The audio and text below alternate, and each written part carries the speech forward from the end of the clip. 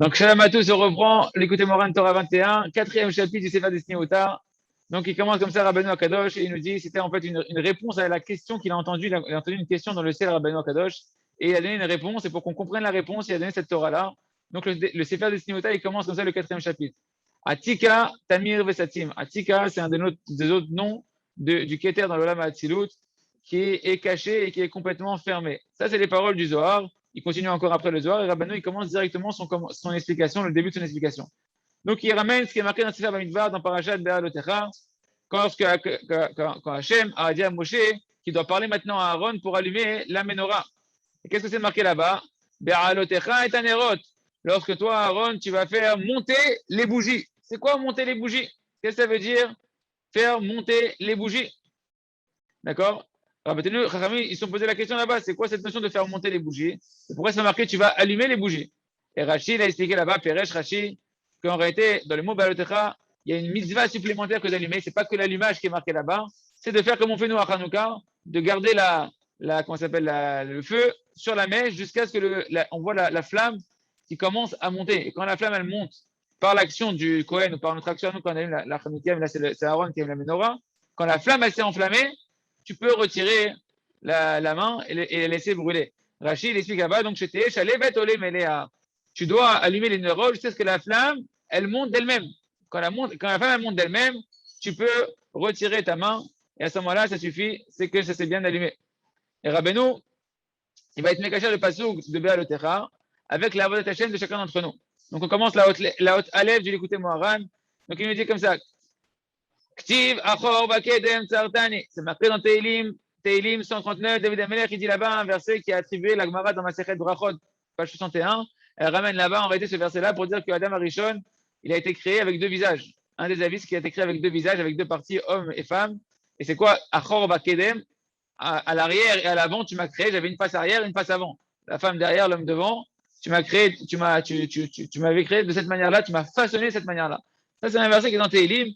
Et Rabbeinu Akadosh va l'expliquer d'une autre manière complètement par rapport à la Vodat Hashem et par rapport à ce que vous expliquez du Zohar. Donc, Achor Bakedem Tsartani, donc ce mot, normalement, il fait référence à l'homme et la femme. L'homme, il a été créé avec un côté homme et femme. Le Rabbeinu va dire qu'il y a une dimension dans l'homme. Dieu, il a créé dans l'homme une dimension de Achor et une dimension de Kedem. Tsartani, en réalité, Tsartani, c'est la notion de Tsura. Tsura, c'est la forme. Rabbeinu va parler de Tsura et de Chomer. Tsura, ça va être tout ce qui est le côté Sechel. Chomer, ça va être le côté beaucoup plus le goût. Dans le Sechel, dans la Tsura, Sartani, tu m'as formé, tu m'as façonné mon Sechel avec une dimension de Achor et une dimension de Kedem. Il y aura un Sechel qu'on va appeler Achor. C'est un Sechel qui va mettre du temps à venir. Il va falloir beaucoup de préparation, beaucoup d'études au préalable avant de pouvoir arriver à une compréhension profonde d'une donnée. On va appeler le Sechel Achor. Et il y aura le Sechel qui va être Kedem, celui qui vient sans introduction préalable. Un Sechel qui vient très très rapidement, l'intellect, une compréhension qui vient très rapidement, ce qu'on appelle un Shefa Eloki. D'ailleurs, je pense que c'est ce que le Rav Arush il a reçu quand il était à Rabbi Shimon Bar Yochai pendant la catastrophe qui s'est passée, puisqu'il dit que d'un coup, il a reçu en priant, il a reçu tout un dal que ça fait des mois qu'il n'arrête pas de nous transmettre.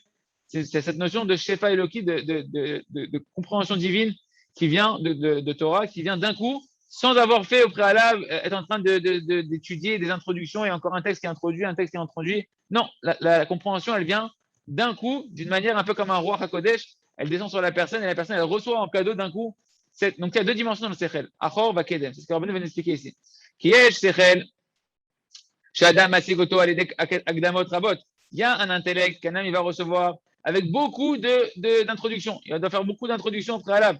C'est-à-dire qu'il y a des choses que l'homme, la plupart du temps, nous, pour étudier quelque chose, pour comprendre quelque chose, on est obligé d'étudier beaucoup pour arriver à une compréhension donnée qui est la résultante de plein de petites compréhensions qu'on a eues au préalable pour pouvoir comprendre. Comme en mathématiques, quand tu veux comprendre les choses, on t'apprend étape par étape, c'est quoi le plus, c'est quoi le moins, c'est quoi, etc. Pour qu'à la finale, tu peux faire une équation et tu peux arriver à quelque chose. Ben, c'est pareil dans la Torah et dans les compréhensions des choses.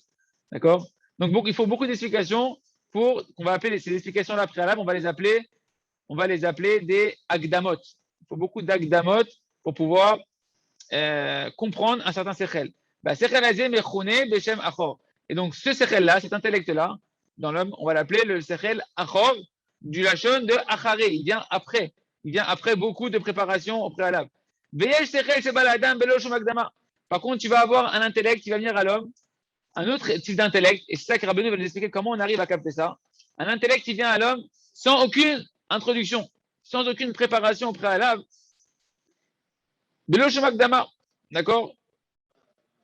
Et là, elle est aidée, Shefa et Loki. Mais simplement, il va venir avec, c'est un flux d'abondance divine qui tombe sur la personne qui avait gratuitement. Et rappelez-vous qu'on est dans la suite de la Torah numéro 20, où là-bas, Rabbi nous a expliqué comment faire jaillir les compréhensions de la Torah, des paroles de feu qui rentrent dans la personne. Et là-bas, vous comprenez bien qu'ils ne sont pas en train de faire des agdamot, on n'est pas en train d'étudier, ils sont en train de prier pour que les compréhensions de la Torah, elles s'ouvrent. Et d'un coup, lorsqu'ils commencent à prier, leur prière elle devient une prière de feu. Et on a dit que le lève à Elion, il a fait jaillir, la Shrina, elle fait jaillir d'elle-même des paroles de feu de la Torah, des compréhensions de feu de la Torah. C'est un peu cette dimension-là. On va voir que ça se relie à Ner. Et on appelle ça, Rabbi avait expliqué ça dans la vision qu'il avait vue avec Rabbi Nachman Moharan, que le cœur céleste, c'était comme un nerf d'Alouk, un feu qui est constamment en train de brûler, et dedans, il contient les paroles de Torah. Et donc, tu vois qu'il y a une dimension là-bas qui vont capter la Torah, elle vient, c'est une abondance qui vient dans leur bouche, et c'est un peu la Hamshacha, on a l'impression ici, et ça répond un peu à la question qu'on avait eue de dire, bah, c'est contradictoire avec qu'est-ce qui amène la Hitlavut, c'est la Tfila ou c'est l'étude de la Torah avec les Tmot à Sechel, que le Sechel il bouge vite, les compréhensions dans l'intellect elles bougent vite dans la Torah, et ça amène de la Hitlavut, de la chaleur. Et en fait, c'est un lien entre les deux, on voit que cette Torah-là, elle est vraiment le lien de la Torah d'avant. En tout cas, Mechil Hachem, la parenthèse, ce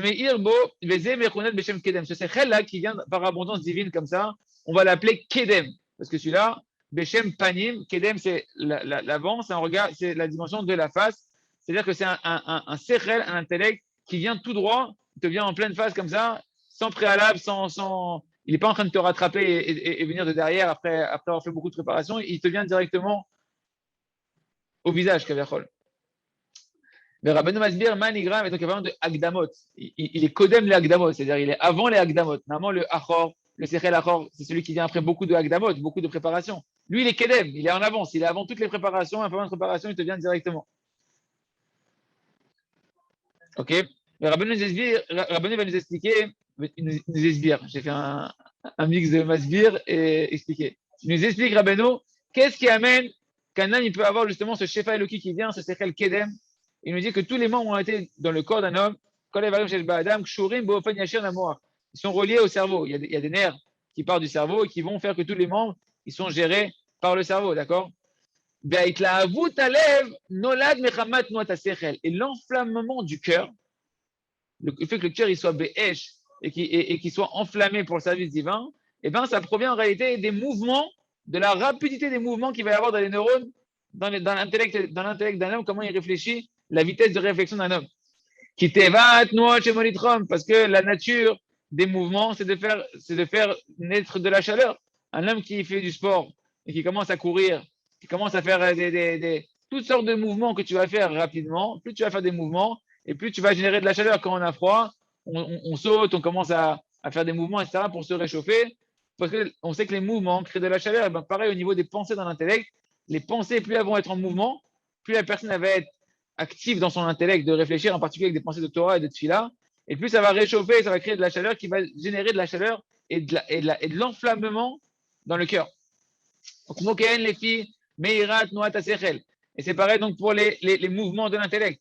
Ken Molit Rambalev, ça va amener de la chaleur et de la ferveur dans le cœur. Il se trouve donc que par le fait que quand une personne reçoit une compréhension de Torah, Beshefa Eloki qui vient très rapidement. Donc la personne qui comprend les choses super rapidement, comme si que tout était déjà là à l'intérieur de lui et ça va à une vitesse astronomique à l'intérieur de lui, comme si tu mets une carte USB et tu injectes des données, il charge. C'est trop bien dans Matrice quand il charge les programmes. Ça va à une vitesse extraordinaire et il accumule une compréhension comme on voit que David Ameller. Il a appris en une nuit ce qu'un Talmud Vatik, il apprend un Chacham, il apprend en une vie entière. D'accord? Un malach, il est venu, il a enseigné la Torah en une nuit. Comment c'est possible une chose pareille? Rabbi Nathan, il a dit, dans l'écouté de Philot, il demande dans ses prières, Rabbi Nathan, de pouvoir connaître le chasse en une nuit. C'est pas possible un truc pareil. Si, c'est possible. Il y a un intellect qui est en dehors du temps. Un intellect où là-bas, quand tu rentres là-bas, c'est un peu comme. Les petits Dragon Ball Z, la salle du temps, vous connaissez pas? Il rentre là-bas, il est en dehors du temps. Il s'entraîne, t'as l'impression qu'il a passé 100 ans là-bas. En fait, il a passé même pas un jour. C'est ça, c'est chez nous, en fait. Il y a un intellect où l'homme, il peut comprendre les choses. Il peut comprendre les choses. C'est spécial aujourd'hui. Il peut comprendre les choses très, très, très rapidement en dehors du temps normal qu'il faut pour comprendre les choses. Et donc, ça va très, très vite. Et donc, ça crée une chaleur extrêmement forte qui va générer de la hitla avout dans le cœur de la personne qui est dans ce niveau-là. Ken Melitrom Balev. Ainsi, ça va générer de la chaleur dans le cœur. Nimsa, Alédé, je sais pas, le kish, je sais pas, la dame, Bimero. Donc, quand une personne elle va recevoir un flux divin qui vient très rapidement de compréhension de la Torah, qui vient très rapidement à l'intérieur de lui. Chez Ensar El Ishtamel Bishom Akdama, que lui, il a besoin d'aucune préparation de Torah, de voir plein de textes. Comme le Rav Roche, il a dit plein de fois dans ses shurim, ceux qui écoutaient les CD, il disait plein de fois, il y en a pour préparer un cours sur la colère, ils vont prendre plein de livres de Torah, ils vont commencer à réfléchir, pour à la finale te faire un cours qui a du tochen. Il dit, moi, je ne fais pas ça. Moi, je fais une bonne doute. Je prie à Kadosh Baruch Hu, et Hachem, il me descend dans le cœur ce que je dois vous dire, et je vous parle ce que je vous dis. C'est un Shefa qui descend. Une fois quand il était venu en France, le Rav Arouche, je me rappelle la première fois où il est venu il y a 11 ans, et il avait dit, le Rav, quand il est parti de la France, il a dit, il y a une Touma en France, il y a une Klippa, il y a une écorce du mal en France tellement forte.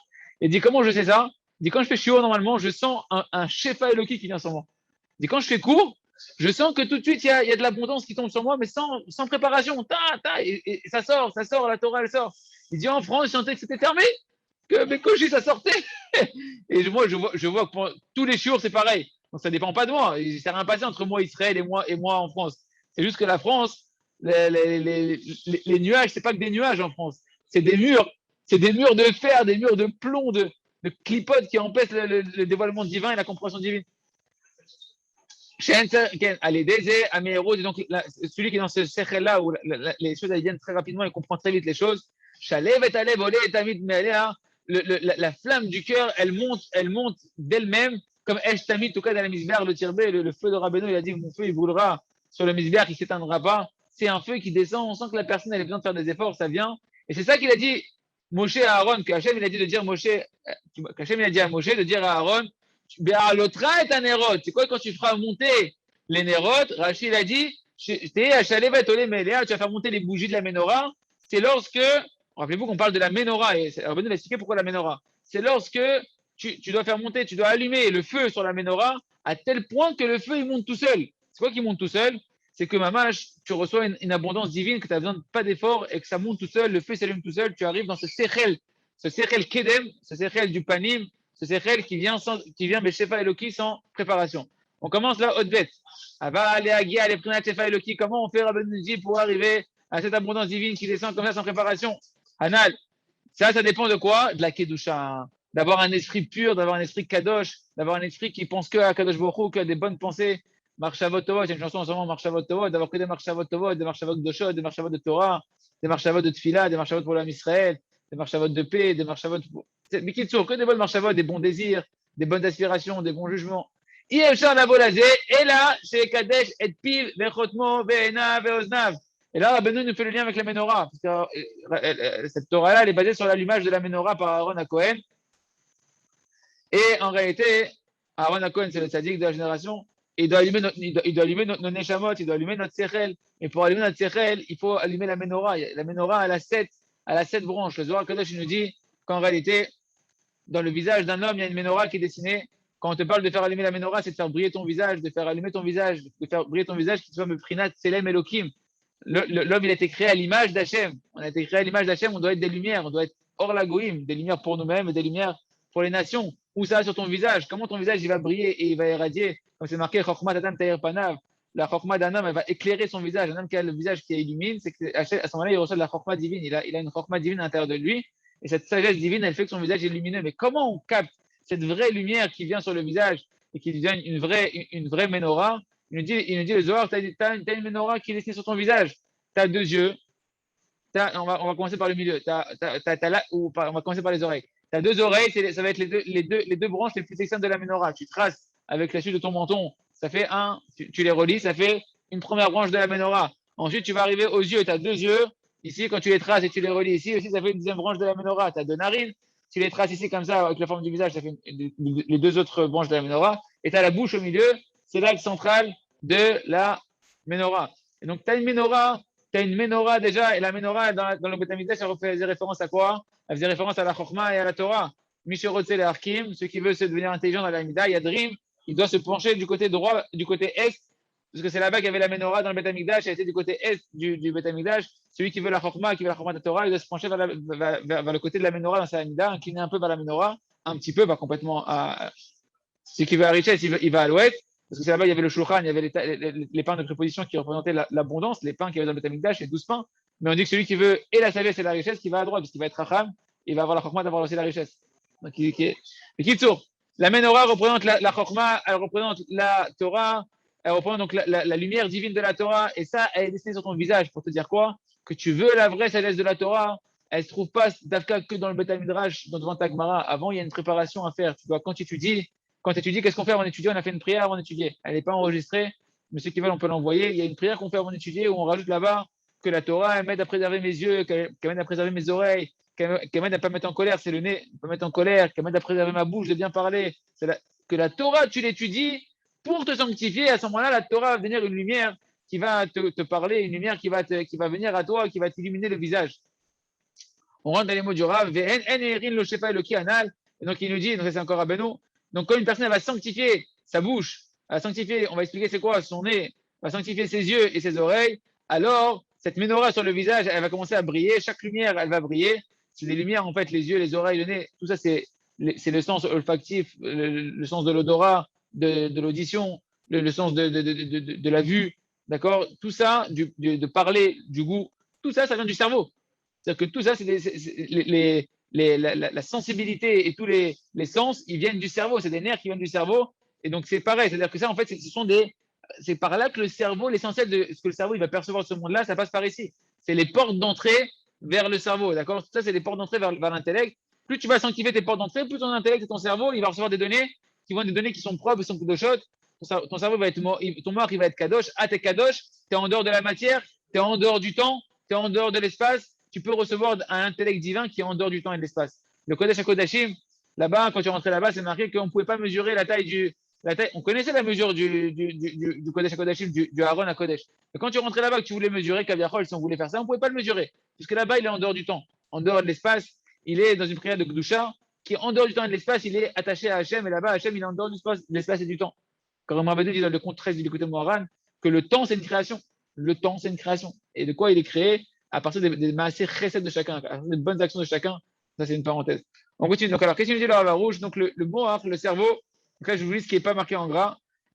Afin que le cerveau il puisse être un keli, un ustensile qui va être à même de recevoir l'abondance divine. D'accord? Et bien, ça dépend comment un homme il va se sanctifier sa bouche, de dire que des bonnes paroles. Il va sanctifier son nez, de ne pas se mettre en colère, de jamais avoir de la rancune sur qui que ce soit, ou de la rigueur sur qui que ce soit. Il va sanctifier ses yeux, de voir que des bonnes choses avec ses yeux et ses oreilles, d'entendre que des bonnes paroles. Il ne veut pas entendre du lachnara. Il ne veut pas entendre du lachnara. Il est dans un groupe où il entend du lachnara, il s'en va. Il ne veut pas écouter du lachnara de qui que ce soit. Et s'il n'a pas le choix avec sa femme, qu'elle lui raconte du lachnara, il dit je ne crois pas à ce lachnara. Dans sa tête, il dit ça, je ne crois pas à ce lachnara. D'accord? Comme on l'a dit, le cerveau, il est composé de tous ces sens-là. Il est composé de tout ce qu'un homme il va accumuler par ses yeux, ses oreilles, durant toute sa vie, de ce qu'il va entendre, de ce qu'il va parler. Tout s'inscrit dans le moire. Le moire, c'est la boîte noire la boîte noire, c'est dans l'avion, il y a une boîte noire où là-bas tout est enregistré. C'est le disque dur. Ce que tu as mis comme disquette, il a à l'intérieur. C'est quoi les disquettes? C'est les yeux, c'est la bouche, c'est le nez, c'est les oreilles. Ce que tu rentres là-bas, ça s'imprime dans ton cerveau, ça va faire ce que tu es. Toi, tu es ton cerveau. Où est-ce qu'il est là dans sa marche, ça va, dans sa pensée? Ok? Et plus donc un homme, il va avoir un cerveau qui se préserve de toutes les visions interdites, de toutes les mauvaises pensées, les mauvaises paroles, etc. Plus il va être propre son cerveau, plus il va être kadosh, et plus il va pouvoir, Béat Hashem, être un keli, un réceptacle pour recevoir de plus en plus de l'abondance divine sans préparation. Et donc, il va avoir du feu à l'intérieur de lui, il va avoir de la ferveur à l'intérieur de lui, de la chaleur. C'est pour ça que chacun il doit se sanctifier. Ken, donc là, maintenant, Rabbeinu, il commence à expliquer maintenant ce qu'il a dit. C'est quoi sanctifier sa bouche? Sanctifier sa bouche, ses oreilles, son nez. Aïnou, chez Ishmor et Tatsmo, Miloti, Sheker, Mipi. Un homme doit préserver sa bouche, sanctifier sa bouche, c'est quoi? Faire attention de ne pas sortir un mensonge de sa bouche. Et là, Rabbeinu, c'est un grand chidouche, parce que Rabbeinu, la Kabbalah qu'on a, la massorette de Rabbeinu, c'est pas simplement dire quand il dit du Sheker, c'est pas simplement du mensonge à l'état brut. Ça, c'est la grossièreté par excellence. Tu mens, le menteur, le Chadesham pas toi, mais le bonhomme, il ment. Il a traversé du mensonge dans sa vie. Ça, c'est la pire utilisation de la bouche. Carrément, tu es parti tu t'es détaché d'Hachem les gamins, que Hachem, c'est le Emet. Et là, tu rentres dans le sheker, les gamrés. Maintenant, en fait, Rabbeinu va nous expliquer que, je vais lire les paroles du Rav, parce qu'on a vu le Rav, il explique très très bien. Il nous dit le Rav, voilà, chaque parole qui est d'après les lois de la Torah Akdosha, que d'après les lois de la Torah Akdosha, c'est interdit de les dire. Toute parole interdite d'après la Torah, alors ça devient une parole mensongère. C'est quoi une parole de vérité? C'est une parole qui est en adéquation avec ce que la Torah, ce qu'Hachem il veut. Hachem, c'est la vérité. La Torah, c'est le Hémet. Tout ce que tu dis qui est en adéquation, que c'est permis d'après la Torah de le dire, c'est une parole de vérité. Parce qu'elle est imprégnée de ce que la Torah te dit que c'est la vérité, c'est comme ça qu'il faut se comporter. Toute parole que tu vas dire qui n'est pas certifiée par la Torah, que tu as le droit de le dire, ça s'appelle une parole de mensonge. Sanctifier sa bouche, c'est-à-dire que des paroles permises d'après la Torah. Ça veut dire quoi? C'est quoi une parole de mensonge? Une parole de mensonge, elle va t'empêcher de recevoir le Shepa Eloki, de recevoir l'abondance divine, comme on l'a dit. Par exemple, la Shonara, de dire de la médisance sur un juif, à plus forte raison sur une communauté, à plus forte raison sur un Talmid Chacham ou sur un Tzadik, de dire des paroles de flatterie, de la flatterie mensongère, que tu mets de la pommade à la personne pour obtenir à des fins personnelles. Ou bien que tu vas maintenant dire des paroles d'orgueil. Tu parles mais c'est de l'orgueil tes paroles, tu es en train de t'enorgueillir. Ou bien des paroles d'hérésie. Le bonhomme est en train de dire des choses, il a oublié Hachem, il dit qu'il y a du mal dans le monde, il se plaint de sa vie, etc. Ou bien des grossièretés, ou qu'une personne, elle va dire, elle va parler grossièrement, elle dit des gros mots, elle dit même des fois, elle va la personne, mettre en colère sur une autre personne, elle va l'insulter, elle va la maudire, ou elle va la mépriser avec sa bouche. Tout ça, c'est des utilisations de la bouche qui s'appellent du sheker. Des paroles futiles qui sont aucun rapport. Mais c'est encore moins grave. D'ailleurs, j'ai envie de dire, c'est moins grave que ce qu'on est en train de voir ici. Parce que là, c'est des lavim, les gamrés. C'est en train de dire vraiment des choses. Le problème, il parle de la pluie et du beau temps. C'est-à-dire, c'est du vrai chol. Maintenant, si tu parles de choses interdites, les gamrés, c'est sûr. Si tu parles de la boîte de nuit, si tu parles de la plage mixte, etc. Bon, c'est sûr que c'est dvarim betelim shutim. C'est sûr, mais c'est là, et plus ça va être grave, et plus ça va t'empêcher de recevoir l'abondance divine. D'accord? Quelqu'un qui fait peur à son ami par sa bouche également aussi. Ok. Tout ça, c'est des sortes de paroles qui sont contraires à la Torah. Et vu qu'elles sont contraires à la Torah, elles sont du sheker. Et si c'est du sheker qui est contraire à la Torah, comment tu veux recevoir de la Torah? Comment tu veux recevoir un Shefa Eloki qui est de la Torah elle-même, si toi-même ta bouche, qui est le Keli par lequel Dieu a donné la Torah et qu'il a créé le monde, tu l'utilises dans le contraire de la Torah. D'accord? Et donc le Rav a dit, même chanter des chansons interdites. I believe. I can fly. Voilà, faut vraiment, voilà, attention à ce que tu chantes et quels mots tu dis et quel cavanet tu mets dans ton cœur. Parce que, Mamash, ça va nous expliquer dans la Torah 3 du l'écouter Moharan que le chant, et ce qui sort de la bouche d'un homme, ça a une influence très, très, très forte sur lui-même, sur ceux qui vont l'écouter, positif ou négatif. Ça amène la chanson, elle a un impact qui va toucher les plus hauts niveaux de l'aspect de la Neshama.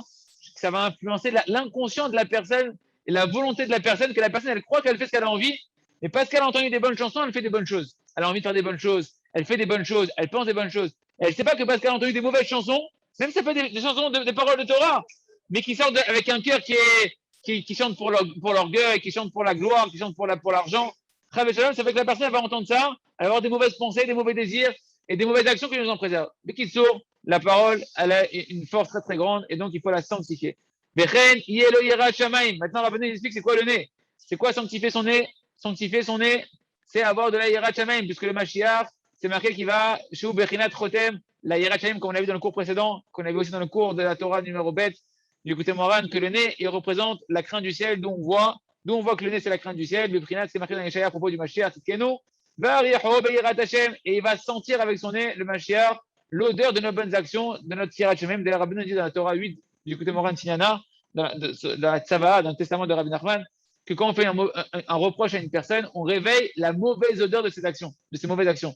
Quand tu fais un reproche à une personne, tu pointes du doigt une mauvaise action, tu réveilles toutes les mauvaises odeurs de toutes ces mauvaises actions. Donc tu vois que les bonnes actions et les mauvaises actions, la Yirat Shamaim d'un homme, ou la diminution de la Yirat Shamaim d'un homme, eh ben, elle va avoir des odeurs, des bonnes odeurs ou des mauvaises odeurs. Le Rav Rouge, quand il était aux États-Unis, on ramène souvent cette histoire. C'était le Rav, je crois, Brody, qui était son traducteur à l'époque. Il a dit que quand il y a un Rav qui est rentré pour demander une bracha pour faire grandir la Torah et diffuser la Torah, le Rav, il a fait une tête de dégoût, d'une odeur, comme si il avait failli vomir, le Rav. Et il lui a dit au traducteur en anglais, il lui a dit au Rav Brody, il a dit, dis-lui comment un débauché il peut vouloir l'agdil Torah ou la dira, faire grandir la Torah et la renforcer. Et il a senti l'odeur. Le Rav Brody, il a dit, quand il est rentré, il a fait une tête, le Rav, comme si il y avait une odeur nauséabonde qui est sortie, etc. Le Rav en question qui était rentré, il a accepté, il s'est mis à pleurer, il a demandé au Rav des conseils pour réparer cette débauche qui est à son niveau à lui. Pour dire que les tzadikim, ils sentent des odeurs de nos actions. Tu as beau venir avec tes péotes, tu as beau mettre du déodorant et du parfum à 100% ce que tu veux, ça ne changera rien. Le Mashiach, il ne sent pas ça. Le Mashiach, il sent que les bonnes odeurs de Taïrat Shamim et mauvaises odeurs, Chad Shalom, que nous, on n'en a plus parce qu'on fait Teshuvah tous les jours. Mais si on avait fait Teshuvah aujourd'hui, d'accord, les mauvaises odeurs, les mauvaises actions.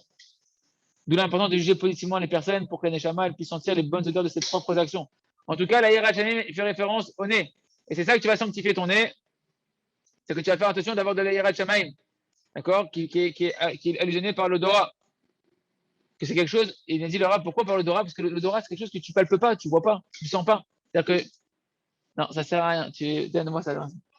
Il a dit, si vous voulez mettre du truc comme ça pour ma chère, ça marchera pas. Tu sais, c'est les trucs de bonnes odeurs, les pledges ou les wedges ou ce que tu veux. Là, c'est au lila. Ça marchera pas. Non, ça marchera pas. Il dit, pourquoi le réar? Le réar, en plus, ça sent pas très bon. Et le Rav, il dit, pourquoi le réar? Ça fait référence à la crainte du ciel, parce que c'est quelque chose, le réar, l'odeur qui est très subtile, c'est très raffiné. C'est quelque chose qu'il n'y a pas de mamachout. Il n'y a rien dans l'odeur. Bah, les Hirachem, c'est pareil. Ça se voit pas. C'est pas ton apparence qui donne ta Hirachem, c'est quelque chose qui est beaucoup plus raffiné, qui n'a pas de mamachout. D'accord? Qui mise avec Hachem, celui qui aime Hachem, même pour des petites choses, eh ben, il va servir Hachem, même en secret, il va servir Hachem, même dans les petits détails, il va servir Hachem. C'est ça l'odeur. Beyelo emunat rachamim. Et tu dois avoir la foi dans les talmidei rachamim. Rabotai, Chassidé Breslev, il faut avoir la foi dans tous les talmidei rachamim. C'est ça sanctifier ses oreilles, de ne pas entendre du lashon hara sur un chacham. Il est chacham, il a de la Torah en lui, tu n'écoutes pas du lashon hara sur lui, et à plus forte raison que tu vas croire dans ses paroles. Quand Rabbeinu Akadosh, il a dit, Rosh Hashanah Sheli Olé à la colle, mon Rosh Hashanah il va au-dessus de tout, il faut avoir foi dans les paroles des chachamim, et foi en Rabbi Nachman, c'est un talmid chacham. Bah, savez, quand on lui a dit, tu te rends compte ce qu'il dit sur lui, Rabbi Nachman de Breslev, il a dit, s'il l'a dit, bah, c'est vrai, parce qu'il a une chachamim, Rabbi Baba Saleh. Il a une chachamim pshuta, il faut avoir foi dans les sages d'Israël, foi dans la Gemara, dans la Mishnah, dans la Halachot, dans le Shulchan Aruch. Avoir foi dans les talmid chachamim, c'est écouter, ça reprend la sanctification des oreilles, parce que les chachamim, c'est une Torah orale. La Torah des Talmidei Chachamim, c'est Dafka, la Torah chez Béalpé, qui se transmet de bouche, mais de bouche en quoi? De bouche à oreille. Il faut avoir des oreilles pour entendre, celui qui bouche les oreilles d'entendre. C'est marqué, Miché Sotem, Ozno, Mishmoa Torah, celui qui bouche les oreilles d'entendre la Torah, cette fille-là, c'est une Toeva. Parce que la Torah, elle se transmet par les oreilles. Il y en a un qui parle, et l'autre, il entend. On a entendu Hachem parler dans le Arsinaï, et après, c'est une transmission. Donc, c'est la Emunah des Chachamim, c'est la sanctification des oreilles. C'est-à-dire que maintenant, c'est pas simplement que de ne pas entendre des mauvaises choses. C'est aussi d'avoir foi dans les paroles des Chachamim, d'avoir foi dans les Talmidei Chachamim. D'où on voit ça.